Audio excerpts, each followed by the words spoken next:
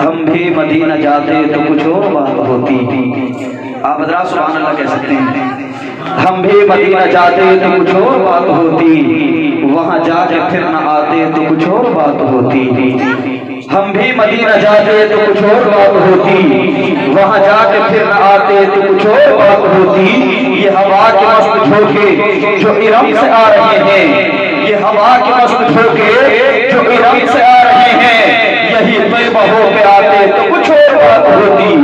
یہ ہوا کے مست جھونکے جو ارم سے آ رہے ہیں, یہی طیبہ ہو کے آتے تو کچھ اور بات ہوتی. مجھے زہر دینے والے بڑے کم عقل ہیں آقا, مجھے زہر دینے والے بڑے کم عقل ہیں آقا. تیرے نام پہ پلاتے تو کچھ اور بات ہوتی, تیرے نام پہ پلاتے تو کچھ اور بات ہوتی, تیرے نام پہ پلاتے تو کچھ اور بات ہوتی. اور یہ جو نعت پاک پائے کر تم یہاں پہ پڑھ رہے ہو, یہی آقا کو سناتے تو کچھ اور بات ہوتی, یہی آقا کو سناتے تو کچھ اور بات ہوتی. اور اس محفل میں آنے والوں خوش نصیب ہم اور آپ کہ یہاں آ کر کے مصطفیٰ کا ذکر سماعت کر رہے ہیں. ایک شاعر نے کہا تھا اسی محفل کے تعلق سے, کچھ اس طرح سے مقدر سجا رہے ہیں ہم. آپ حضرات کے شاید سمجھ میں نہیں آ رہا, کوئی بات نہیں سمجھ میں آئے گا تب آپ سبحان اللہ کہہ دیجئے گا. شاعر نے کہا کہ کچھ اس طرح سے مقدر سجا رہے ہیں ہم, نظر میں گنبد خضرا بسا رہے ہیں ہم. کچھ اس طرح سے مقدر سجا رہے ہیں ہم, نظر میں گنبد خضرا بسا رہے ہیں ہم. فرشتوں ہاتھ بٹاؤ ہمارے کاموں میں, فرشتوں ہاتھ بٹاؤ ہمارے کاموں میں, نبی کے ذکر کی محفل سجا رہی ہیں ہم. فرشتوں ہاتھ بٹاؤ ہمارے کاموں میں, نبی کے ذکر کی محفل سجا رہی ہیں ہم. حسین ہاتھوں میں اصغر کو لے کے بول پڑے, حسین ہاتھوں میں اصغر کو لے کے بول پڑے, نبی کے نام پر سب کچھ لٹا رہے ہیں ہم, نبی کے نام پر سب کچھ لٹا رہے ہیں ہم. جو میں نے پوچھا کیوں دانت بھیجتے ہو کہا, یزیدیوں کا کلیجہ چبا رہے ہیں ہم. جو میں نے پوچھا کیوں دانت بھیجتے ہو کہا, یزیدیوں کا کلیجہ چبا رہے ہیں ہم. خوش نصیب ہم اور آپ کے یہاں پر بیٹھ کر ذکر مصطفیٰ اور نعت مصطفیٰ سماعت کر رہے ہیں. محفل کو آگے بڑھاتے ہوئے, آپ کی پروگرام کو آگے بڑھاتے ہوئے دعوت سخن دی جا رہی ہے حضرت مولانا گل حسن صاحب قبلہ اجملی کو. وہ آئے اور ہم سامعین کے قلوب کو منور و مجلہ فرمائے. حضرت کا استقبال کیجیے گا. نعرہ تکبیر, نعرہ رسالت, مسلک اعلیٰ حضرت, علماء اہل سنت, جشن شادی, نعرہ تکبیر, نعرہ رسالت.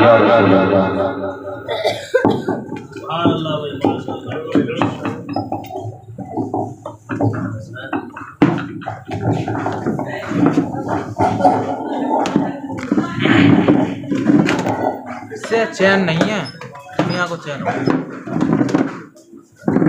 آ رہے آ جا رہے آ رہے.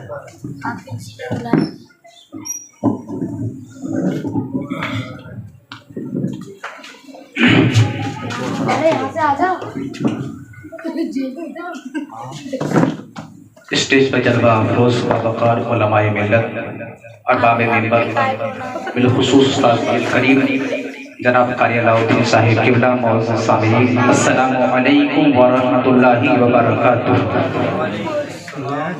الحمدللہ الذی کفا والصلاة والسلام علی عبادہ الذین اصطفیٰ. اما بعد فاعوذ باللہ من الشیطان الرجیم. بسم اللہ الرحمن الرحیم. فانکحوا ما طاب لکم من النساء. صدق اللہ العظیم وصدق رسولہ النبی الامین المتین الکریم, ونحن علی ذلک لمن الشاہدین والشاکرین, والحمدللہ رب العالمین. مصطفیٰ جان رحمت پہ لاکھوں سلام, شمع بزم ہدایت پہ لاکھوں سلام, شہر یار کرم تاجدار حرم, نو بہار شفاعت پہ لاکھوں سلام. جس سہانی گھڑی جب کا طیبہ کا جان, اس دل افروز ساعت پہ لاکھوں سلام. کاش محشر میں جب اس کی آمد ہو اور بھیجے سب ان کی شوکت پہ لاکھوں سلام.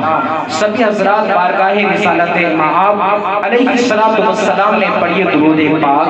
اللہم صلی علی سیدنا و شفیعنا طبیبنا و قریبنا و مولانا محمد و بارک وسلم صلو علیہ صلاۃ و سلام علیک یا رسول اللہ صلی اللہ تعالی علیہ وآلہ وسلم.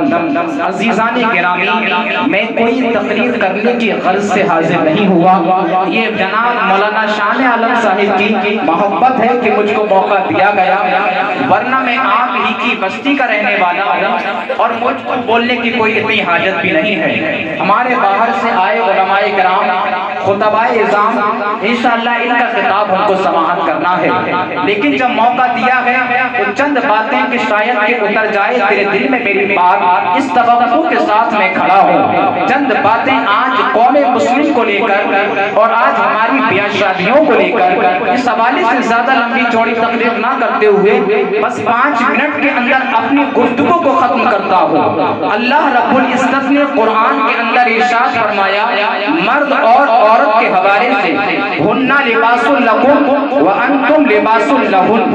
عورتیں مردوں کا لباس ہیں، یعنی بیویاں اپنی شوہروں کا لباس ہیں اور شوہر اپنی بیویوں کا لباس ہیں. قرآن نے یہ تمثیل بیان کی، قرآن نے یہ مثال بیان کی کہ مرد عورتوں کا لباس اور عورتیں مردوں کا لباس.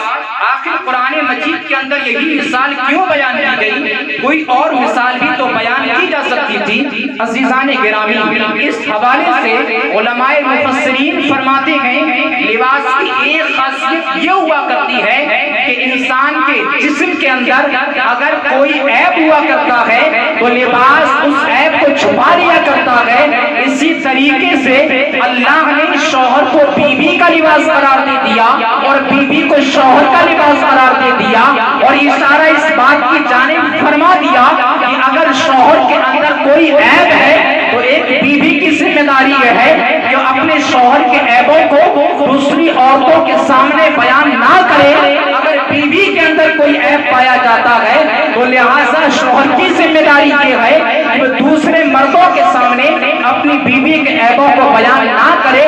مرد عورت کے عیبوں کو چھپائے اور عورت مرد کے عیبوں کو چھپائے. اور قرآن نے ہم کو یہ عظیم تعلیم دے دی اپنی ازدواجی زندگی گزارنے کے حوالے سے کہ ہم کو اپنی زندگی کیسے گزارنی ہے. لیکن بڑا المیہ یہ ہے آج ہماری قوم کا کہ آج ہم ایک دوسرے کے سامنے چند دوستوں کے درمیان ایک شخص اپنی بیوی کا عیب بیان کرتا ہے تو دوسری طرف کوئی عورت بیٹھ کر چند عورتوں کے درمیان اپنے شوہر کے عیب بیان کرتی ہے.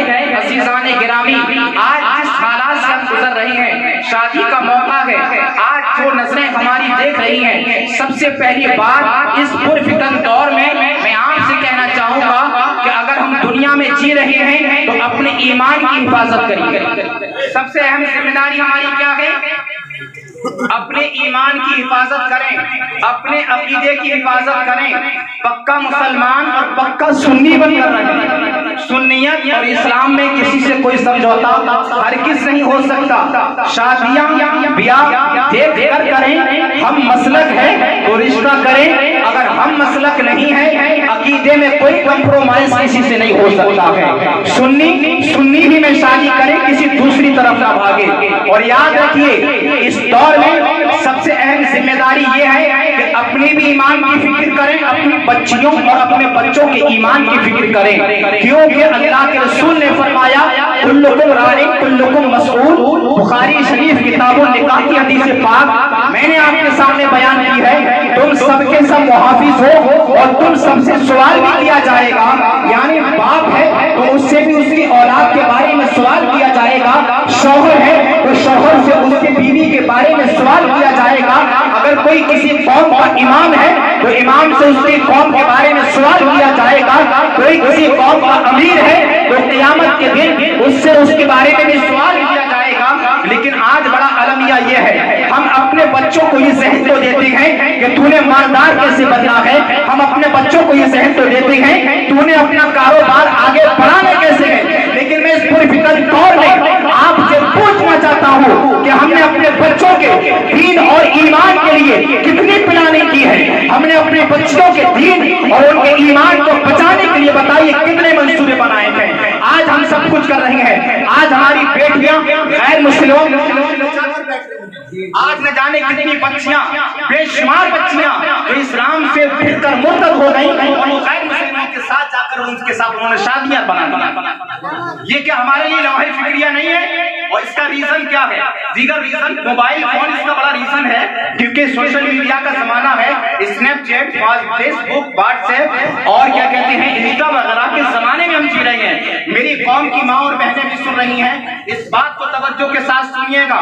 मेरी बहनों, मैं आपसे कहना चाहता हूँ कि याद रखो, अगर मुस्तफा करीम अलैहिस्सलाम के दीन की बात आ जाए, अगर मोहब्बत रसूल की बात आ जाए, तो दुनिया की सारी मोहब्बतें हमारे जूते की नोक पर है और मुस्तफा की मोहब्बत हमारे सरों का ताज बनती हुई नजर आएगी।